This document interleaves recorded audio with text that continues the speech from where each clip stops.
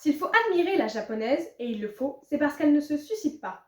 On conspire contre son idéal depuis sa plus tendre enfance. On lui coule du plâtre à l'intérieur du cerveau. Si à 25 ans tu n'es pas marié, tu auras de bonnes raisons d'avoir honte. Si tu ris, tu ne seras pas distingué.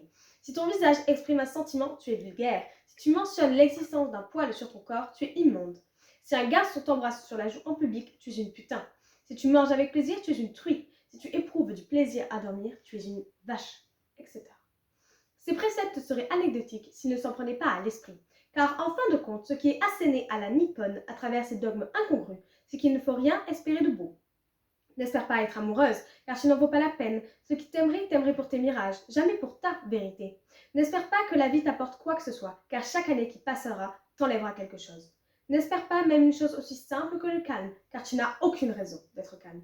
Espère travailler, il y a peu de chances, vu ton sexe, que tu t'élèves beaucoup, mais espère servir ton entreprise. Travailler te fera gagner de l'argent, dont tu ne retireras aucune joie, mais dont tu pourras éventuellement te prévaloir, par exemple en cas de mariage, car tu ne seras pas assez sotte pour supposer que l'on puisse vouloir de toi pour ta valeur intrinsèque.